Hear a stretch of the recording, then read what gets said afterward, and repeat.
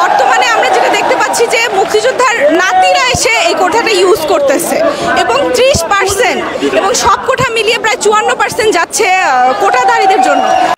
সরকারি চাকরিতে কোটা পদ্ধতি বাতিলের দাবিতে আবারও সড়কে নেমেছেন শিক্ষার্থীরা। প্রধানমন্ত্রী তো একবার এক এক কথা বলছে। প্রধানমন্ত্রী তো 2018 সালে একই সরকার যখন ছিল তখন উনি বলেছিলেন না কোটা প্রথা থাকবে না, এখন আবার আরেক কথা বলছেন, কয়েকদিন পরে আবার অন্য কথা বলবেন। সম্মানিত দর্শক মণ্ডলী, আবারও এসেছি আপনাদের মাঝে ফিরে নতুন আরেকটি ভিডিও নিয়ে। প্রিয় দর্শক, আপনারা সকলেই জানেন যেখানে কোটা বিরোধী আন্দোলন চলছে, সেই আন্দোলনে ইতিমধ্যে শিক্ষার্থীরা রেগে গিয়ে প্রধানমন্ত্রীকে এমন কিছু কথা বলেছেন যেখানে যে এক এক কথা বলেন প্রধানমন্ত্রীর কথা কোনোভাবেই ঠিক নয়, এমনকি প্রধানমন্ত্রী ঠিক কথা কোনো সময় বলে না, এমন কিছু বিস্ফোরক মন্তব্য করেছেন শিক্ষার্থীরা। এমনকি ইতিমধ্যে এই শিক্ষার্থীরা শুধু একথাই বলেন নাই, রাজপথ অচল করে দিচ্ছেন, আন্দোলন আগের থেকে আরও দ্বিগুণ পরিমাণে বাড়িয়ে দিয়েছেন। আপনাদেরকে সেই অবস্থাগুলোই তুলে ধরবো ভিডিওতে। প্রিয় দর্শক, এই জন্য ভিডিওটি খুবই গুরুত্বপূর্ণ হতে যাচ্ছে, এক সেকেন্ডেও না টেনে ধৈর্য সহকারে শেষ পর্যন্ত দেখবেন। চ্যানেলে নতুন দর্শক হলে অবশ্যই চ্যানেলটিকে সাবস্ক্রাইব করে পাশে থাকা বেল বাটনটি অন করে দিবেন। প্রিয় দর্শক, কথা না বাড়িয়ে ভিডিওতে একটি লাইক দিয়ে দেখতে থাকুন সম্পূর্ণ ভিডিওটি।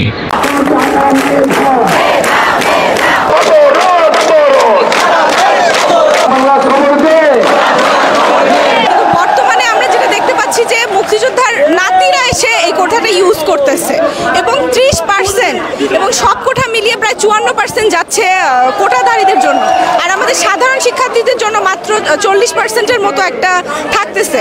সো এখানে মেধার একটা অনেক বড় অবমূল্যায়ন হচ্ছে। সো এই অবমূল্যায়নটা আমরা অবশ্যই সাধারণ শিক্ষার্থীরা মেনে নিতে পারি না আমাদের দেশের উন্নতির জন্য। শুধু যে মুক্তিযোদ্ধা কোঠার বিপক্ষে তা না, আমরা পুষ্য কোটা সহ যত ধরনের কোঠা আছে সব কিছুর বিপক্ষে। শুধুমাত্র যারা অনগ্রসর জাতিগোষ্ঠী আছে অথবা যারা প্রতিবন্ধী তাদের জন্য কিছু কোটা রাখা যেতে পারে, কিন্তু মুক্তিযোদ্ধা কোটা এবং পুষ্য কোটা নামক আরেকটা অদ্ভুত কোটা এদেশে আছে। এবং পুষ্য কোটা যাদের বাবা মা অলরেডি কর্মকর্তা, অলরেডি বড় বড় পজিশনে আছে রাষ্ট্রের, তারা কি করে সুবিধা বঞ্চিত হয়, তারা কি করে অনগ্রসর জাতি হয়? ওদেরকে কোটা দেওয়া মানে এটা স্পষ্টত বৈষম্য, এটা জমিদারি প্রথার মতো হয়ে যাচ্ছে।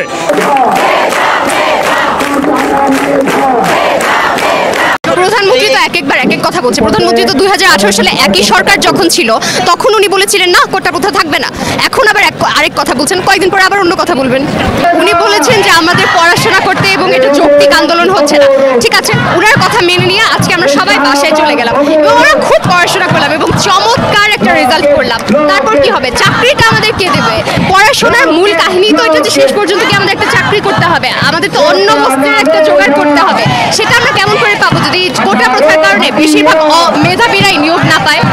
কিন্তু আপনাদের এই আন্দোলন সংগ্রামের পরেও কিন্তু হাইকোর্ট কিন্তু অলরেডি রায় দিয়েছে, তাহলে এই হাইকোর্টের রায়ের বিরুদ্ধে হয়ে যাচ্ছে না?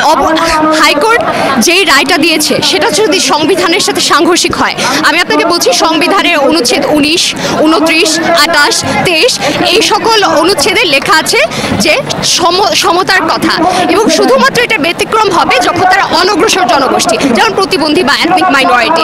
মুক্তিযোদ্ধারা কি সেটা? অবশ্যই না, তারা ভাতা পাচ্ছে, তারা বিভিন্ন সুযোগ সুবিধা পাচ্ছে। তাহলে হাইকোর্টের রায়টাই হয়ে যাচ্ছে সংবিধানের সাথে সাংঘর্ষিক, এই রায় বাতিল করবে। আন্দোলন থেকে হাইকোর্ট তার রায় পরিবর্তন করে না, কি বলবেন?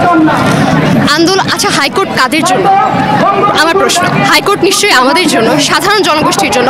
হাইকোর্ট 10 বছর পর এই প্রধান বিচারপতিও থাকবে না, আমাদের এইখানের একজন মেধার ভিত্তিতে যখন নিয়োগ দেওয়া হবে এইখানের একজন হবে সেই প্রধান বিচারপতির জায়গায়। হাইকোর্ট যেখানে আমাদের অধিকার সংরক্ষণের কথা, সেখানে আমি সংবিধানের সাথে সাংঘর্ষিক রায় দিলে অবশ্যই সেটা বাতিল করতে হবে।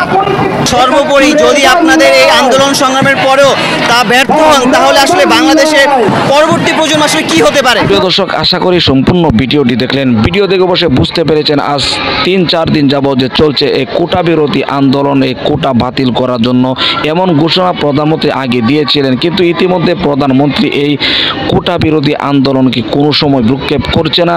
যদিও ভ্রুক্ষেপ করছে না, অপরদিকে শিক্ষার্থী সহকারে জনসাধারণ মাঠে নেমে রয়েছে, এমনকি তারা হরতাল অবরোধ করছে, আরও দ্বিগুণ পরিমাণে বাড়িয়ে দিয়েছে সেই অবস্থাগুলো আপনাদের মাঝে তুলে ধরলাম। প্রিয় দর্শক, অবশ্যই ভিডিওটি সম্পর্কে যদি আপনার কোনো মতামত থাকে, আপনার মূল্যবান মতামতগুলো কমেন্ট বক্সে জানিয়ে দিবেন, এমনকি এই ভিডিওটি শেয়ার করে সকলের মাঝে ছড়িয়ে দিবেন। প্রিয় দর্শক, আজকের মতো এখানে শেষ করছি।